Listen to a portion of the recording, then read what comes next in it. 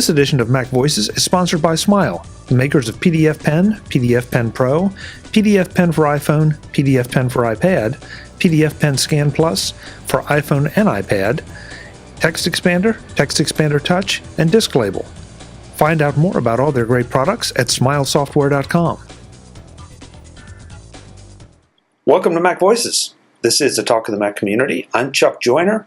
Folks, this is the road to Macworld, as you well know by now. And you get the feeling that somebody's watching, maybe? I don't know. And if they are, then we'll say hello to them. And we'll also say hello to our guest, Mr. Josh Centers. Josh is leading a panel on the NSA and You. Josh, it's great to have you. Thanks for being here. Thanks for having me back, Chuck. So, Josh, since this panel was announced, have you noticed anybody, parked outside your door, lurking around anywhere?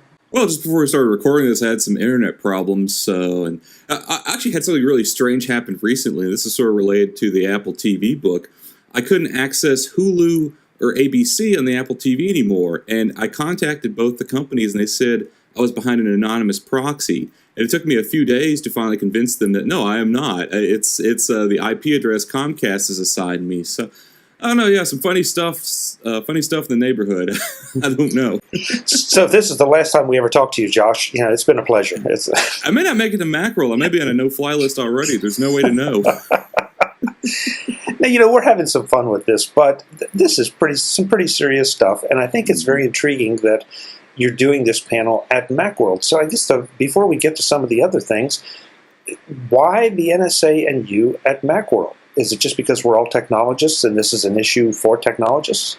Well, that's a good question. Well, first and foremost, I was invited. It wasn't my pitch. I was asked if I wanted to come and speak about the NSA, and because at Tidbits I do a series of articles called Keeping Up with the Snoops, where I try to summarize the high points of all these revelations, because there's so much stuff. There's so much stuff out there, and I think it's super important for people to know about it.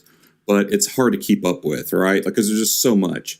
And so Paul Kent asked if I wanted to do a talk in the NSA, and I said, well, I'm not really an expert on this, right? I'm an Apple guy. I like writing about apps and video games and Apple TVs and things like that. Let me get some people who really know what they're talking about and I can just ask them questions and kind of pick their brains on behalf of the audience. And so we have a super good panel lined up to talk about this.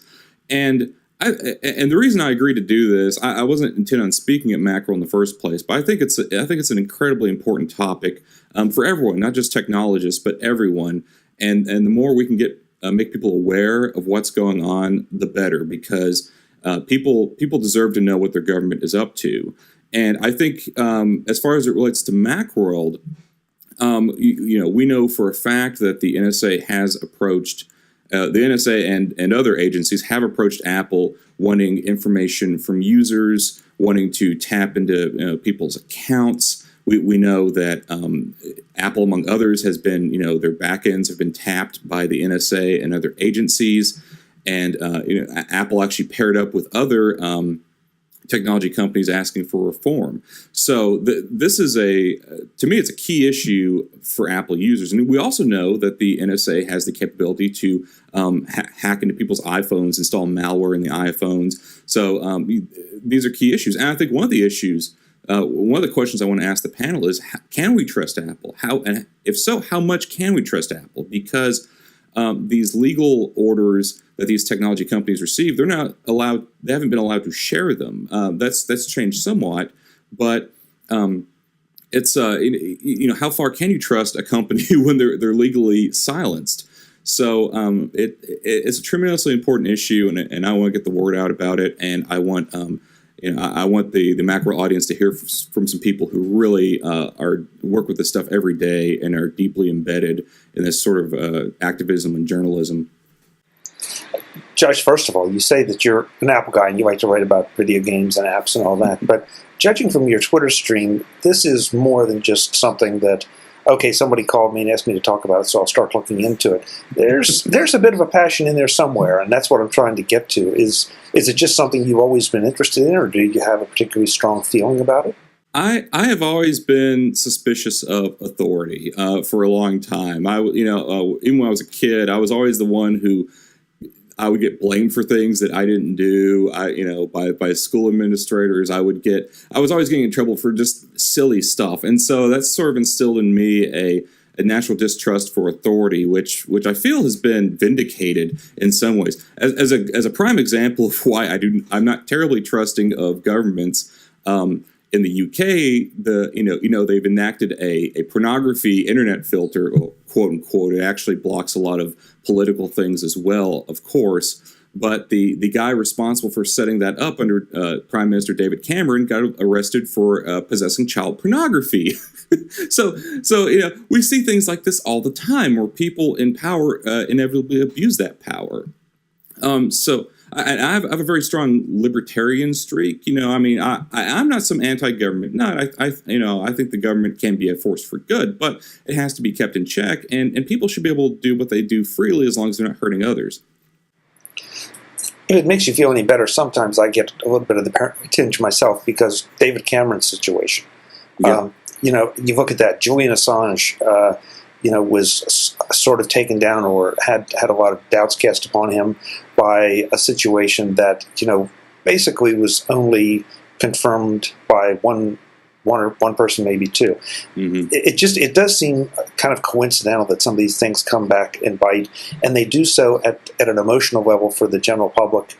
And so is this dirty tricks? Is this very effective dirty tricks, very well thought out dirty tricks, or are they really guilty? I'm not in a position to judge, but I've watched enough spy movies that, it's like, well... Yeah. Well, it's interesting, and I don't want to, trivialize the crime of rape. It's a terrible thing. And that's what Assange is more or less accused of. At least that's what they broadcast it as, although he's not even actually... There's no charges filed against him in Sweden. He's wanted for questioning. And what they're calling rape over there is very different from what we would call it here. It was, what he's accused of basically is the lady he was consensual with, and then she took back the consent later. Swedish laws are very strange, but anyway, what I find interesting about the whole thing is that right now, at this very moment, he's locked up in an Ecuadorian embassy in the UK, and 24/7 there are British police surrounding the building. Now, mind you, he's not wanted on charges. He's just wanted for questioning. When's the last time you heard of a rapist, in a foreign country being surrounded by the police 24/7 until he comes out? I mean, let's say he did it, and let's say it's like first degree, let's say that's the case. Even then, it's strange. Over here, here in Tennessee, you can check the sex offender registry, and you'll see a guy who was convicted of first degree rape and let out in a week. Just yesterday, the Senate voted down a bill that would have created civilian oversight for military rape cases. So it's pretty obvious our government doesn't really care that much, right? But when it's Julian Assange and this guy's a rabble rouser and he's been accused of this by a woman with former CIA connections, suddenly we have to surround the building 24/7. I don't know what he did or didn't do, and he kind of comes off as smug. Maybe he's not such a good guy. I don't know. I don't know the man, but it's fishy, right? It's very, very fishy. Josh, you make some good points, and of course we don't want to dive too far down the Julian Assange tunnel, but you're right. There are some things going on that if you pull back just a little bit and don't take things just at face value, but question it a little, you can't help but wonder.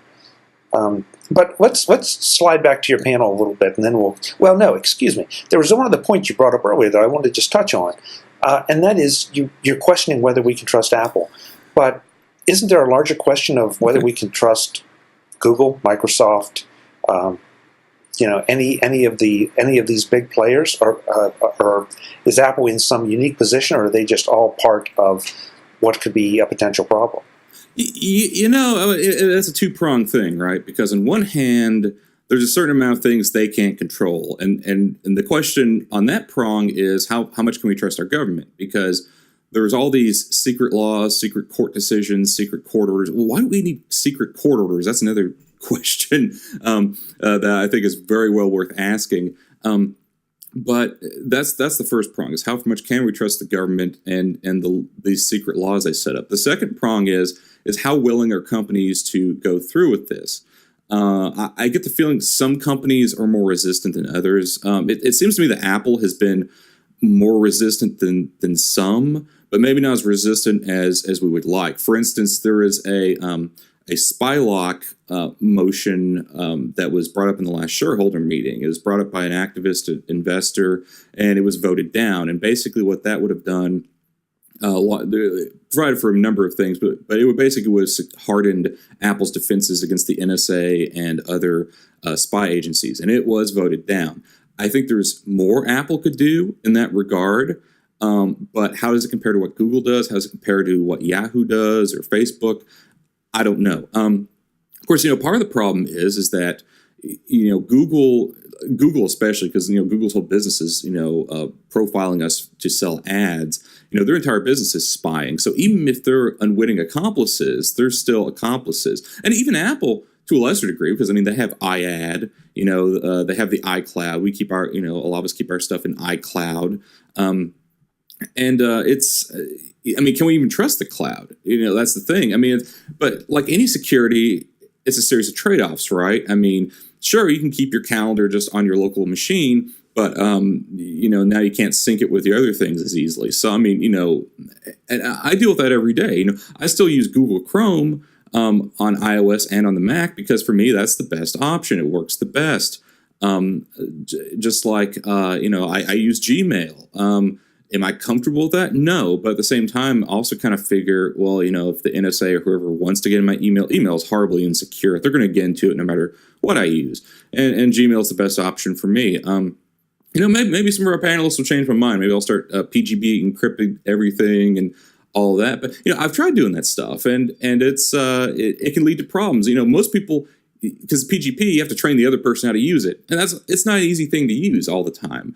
Just like, Tor. Now I'm nervous to even use Tor to anonymize things because maybe I'll get locked out of Hulu again. It's a real issue. I want to write about that sometime, hopefully next week, about getting locked out of there. But and also there's the issue of if you use these things, do you draw more attention to yourself than you would have otherwise? Maybe it's better just to blend in with the crowd. Yeah, and you're right because. Well, I've seen so many of our shows, not MacVoices, but other shows in this area. They talk about encrypting this and Toring that, and then something comes out. It's like, well, somebody's infiltrated this or they've cracked that, and at some point, it's just you want to give up and say, what can I do? You figure even the U.S. Postal Service, it's not going to do it. So I have to, maybe write something on a piece of paper, then.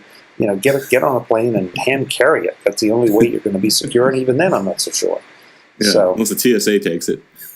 Well, yeah, there is that problem. So let's kick over and talk about the panel you've put together for this at Macworld. You've got a lot of really interesting and intelligent people to talk about this issue. Yeah, I'm super pleased with the panel we've been able to gather. I searched far and wide, and I only asked the best people. And so here's who we have. We have Parker Higgins. He's an activist with the Electronic Frontier Foundation. We have Joe Kissel, author of Take Control of Your Online Privacy, and author of about 30 dozen other books. We have Kim Zetter, who writes for Wired for Threat Level, and she's covered the NSA, the Target Neiman Marcus hackings, all those sorts of national security issues. And then finally, last but not least, we have Quinn Norton, who I'm super excited to have in the panel because she's sort of a rebel journalist. She was embedded with Occupy Wall Street. She has close ties to Anonymous. She was actually the girlfriend of Aaron Swartz, so she knows firsthand. She's seen the other end of what these sort of government programs can do. Interesting thing. She has an article up on Medium right now, and if you're listening to this, or you're watching this, go out and read this. Like, pause this right now and go out and read this article because it's fantastic. She was invited to the Office of the Director of National Intelligence for a conference they were having, for like a powwow they were having, trying to get outside perspective on things. And she learned a lot about how these people inside these spy agencies think, and it's a fascinating read. This edition of MacVoices is sponsored by Smile, the makers of the brand new PDF Pen Scan Plus for iPhone and iPad, as well as PDF Pen, PDF Pen Pro, PDF Pen for iPhone, PDF Pen for iPad, Text Expander, Text Expander Touch, and Disk Label. Find out more about all their great products at smilesoftware.com. Smile isn't only the longest running sponsor of MacVoices, they're also one of my favorite companies to talk about because they have such great software across the board, as well as great people. With all the focus on the iPhone and iPad, it's easy to forget that PDF Pen and PDF Pen Pro are the best ways to OCR, manipulate, fill in, edit, and do all sorts of things to PDF documents that you can't do elsewhere. And we all know the world runs on PDF documents. And Text Expander has to be my most used utility, period. It helps make short work of routine tasks in email, website updates, and more. One quick, maybe obvious tip is that you can create a Text Expander snippet for the day or just for a special project and then delete it. It takes literally seconds to set one up and can save you time when working through tedious, repetitive tasks. A side benefit is that it cuts down on typos. When you type something repeatedly, you get faster. You also get sloppier. A Text Expander snippet is the perfect quality control method that speeds things up instead of slowing them down. Those are just two of Smile's many great products. Learn about all of them at smilesoftware.com, download trial versions of the Mac software there, then buy direct or find them all in the Mac and iOS app stores. Smile. Great software for your Mac, iPhone, and iPad. Thanks to Smile for sponsoring this edition of MacVoices. So this sounds like a very interesting panel. I was about to say liberal, and I don't think I want to. No, and I don't think I want to paint it that way because it depends on where you sit as to whether this would be considered liberal, conservative, or radical. Even but these are people that are, if nothing else, these are people that are paying attention to this. That this is either a full-time job or something they have really delved into, and their opinions matter. Yeah, well, I realize it's something of a one-sided panel, but at the same time, try to find people in the tech industry who will take the NSA side. You're going to have a very hard time, and trust me, I'll look for those people, and there's not many out there. And as moderator, I'm going to try to do my best to present the national security point of view.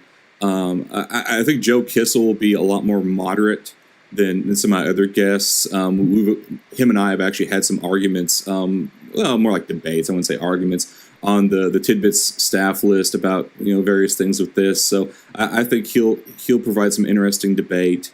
But yeah, it's kind of a one-sided issue. I mean, unless I just invited someone from the NSA to give their side of the story. But here's the facts that we know. In the government studies and the review panel studies of these things, mass surveillance does no good. If anything, adds more noise. And this is something I wrote about in Tidbits. There was a study done. The vast majority of terrorism cases that have been brought before a court were not brought about by mass surveillance. They're brought about by old-fashioned police methods. And Edward Snowden actually released his testimony to the European Union yesterday, where he reiterates that mass surveillance is not doing the job. Even more evidence. Look at all the school shootings we have, and we know the NSA isn't technically supposed to be domestic, but we know they are doing plenty of domestic spying. Okay, how come they never catch any of these people? It's gotten to the point now where a school shooting isn't even news anymore. They don't even bother. They're still happening almost every day. They just don't broadcast them. What about the Boston bombings? Why couldn't they catch those? Check this out. The day before Russia invaded Crimea, the CIA stood before the Senate and said, they won't invade Crimea. It'll never happen. The day before. This is part of what bothers me so much about these mass surveillance programs. I'm a strong believer in the Constitution. I distrust authority, but I've always found where I can find common ground with even people who don't share my views is in practicality. And here's my 2 points. A, these things don't seem to be working. I don't feel safer for all this stuff they're doing. If anything, I feel less safe. It doesn't seem like they're actually stopping terrorism or stopping any sort of crime. I think the only thing they've got out of these mass surveillance things that, at first they say, oh, we caught 54 terrorist plots, and then they say, oh, well, no, that didn't really happen. It turns out there was a cab driver who sent $8,000 to Somalia. Ooh, boy, that was totally worth the effort and expense, right? But the thing I'm worried about, A, it's not effective, and B, so they're gathering all this information on these servers, right? Like, who knows what all they're scooping up? Credit card information, social security numbers, emails to your mistress, your webcam photos. And what happens when that data leaks? And for as much as Edward Snowden has been painted a villain by certain circles, he could have done a lot more damage than he did. I mean, what happens if these petabytes of information they have gathered, what if it gets on the internet and suddenly your social security number, your credit card number, pictures of yourself nude, all that stuff's out there. And so I can go to Pirate Bay, I can download the Chuck Joyner file, I can download the Josh Centers file, and suddenly it's all out there. What happens? I mean, that would be a data apocalypse, would it not? Oh, Josh, you're suckering me in here because I so badly want to do my devil's advocate thing on this. And, Sure, yeah. But maybe it would be a data apocalypse. Maybe it would just create a new normal. And I'm not saying it's a new normal I want. But at the same time, don't we have a new normal already? Hasn't the CIA already said that, gee, all the years we spent trying to get information on people, and now they give it to us on Facebook? I mean, don't we have a new normal already? And so is this just part of a step up? I mean, okay, so this may not be legitimate, but if the social sharing thing has gone from here to here, maybe the surveillance and the intelligence community had to go from here to here. I don't know. It's a good question, and it's a good debate. And if you read the Quinn Norton piece I just talked about her visiting the Office of Director of National Intelligence, that's their attitude. One person told her, they said these people don't care about privacy. They'll sell all their personal information to get 10 cents off, a 10-cent off coupon. But the difference is consent. When I post, I share a lot of my life on Twitter, and I don't hold a lot of things back. But you know what? It's my choice. And there are things I do hold back. I don't blab every little thing. And there's also the argument. There's the Jeff Jarvis argument that one of these days there'll be no more privacy at all. Everyone will know everything about everybody, and it'll be a grand utopia because all the skeletons will be out of the closet, and it won't be bad to be gay or to or do this or do that because we'll all see each other as humans. No, human beings are not like that. If anything, I think it's gotten worse. Because I've noticed in human behavior, people have their own vices, but then they'll choose to look down at other people's vices so they feel superior, right? Like a classic, I mean, we see this in the media all the time. Look at the I can't remember that Justine lady. You remember her, the PR lady who tweeted that horrible joke about Africans with AIDS and that was bad, and she should have been fired because no one in public relations should be that dunderheaded.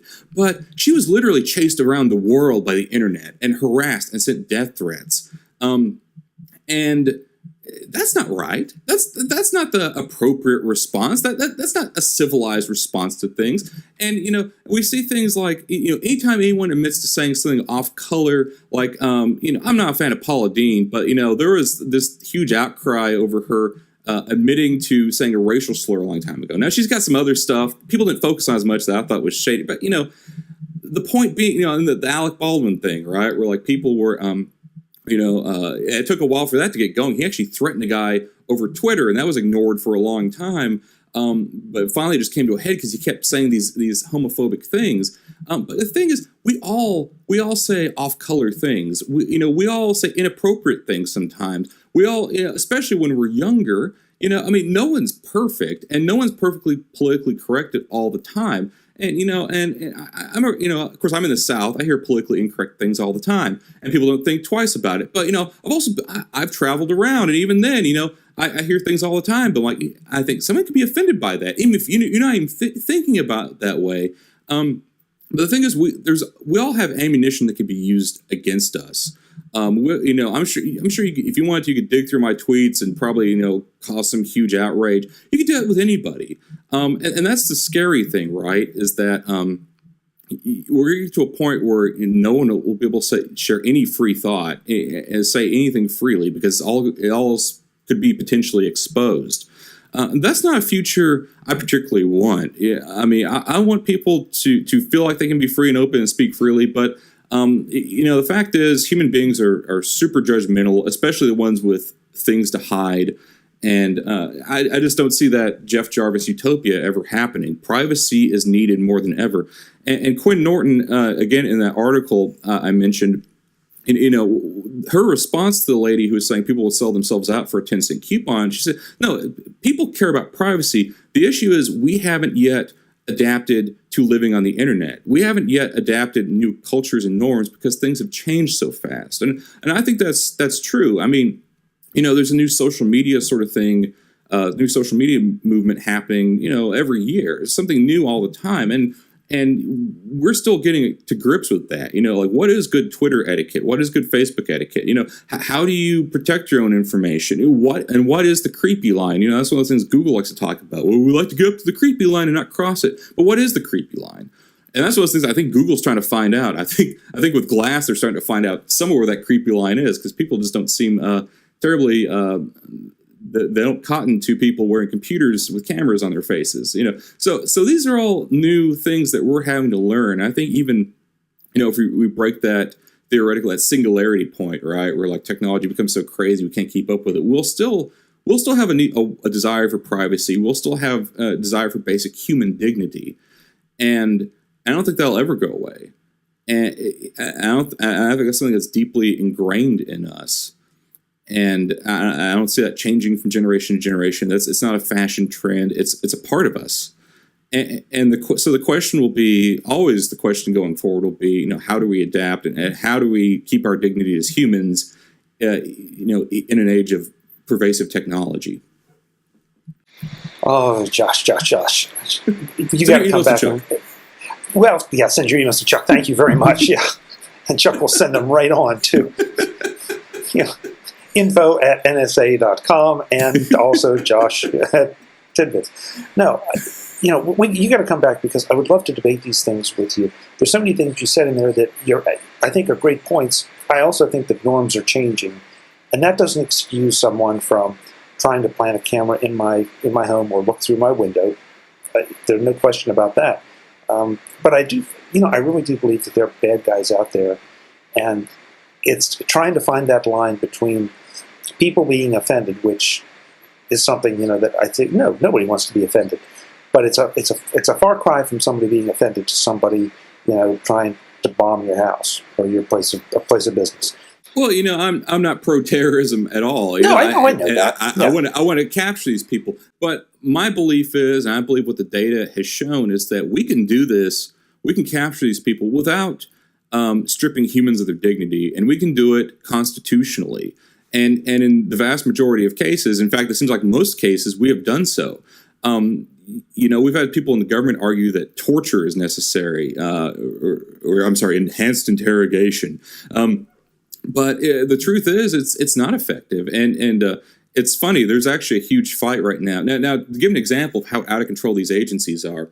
So the Senate Intelligence Committee commissioned a report years ago on Bush-era use of torture, and it ended up costing $40 million because the people investigating had to go to a special CIA clearinghouse. They had to go to a secure location to review these files. Well, this report, this huge, that multi-thousand-page report, condemns our intelligence agencies, and they basically say these things are terrible, yet they're ineffective. Torture does not work. It's not. I can break your fists and say, and then get you to confess to killing your own mother even when she's alive, right? That's the problem with torture. But now there's an interesting fight between the Senate and the CIA, because the CIA, turns out, was actually spying on the Senate Intelligence Committee because they thought the Senate had taken a classified document the CIA didn't want them to have. So, who's in charge here? Who is in charge here?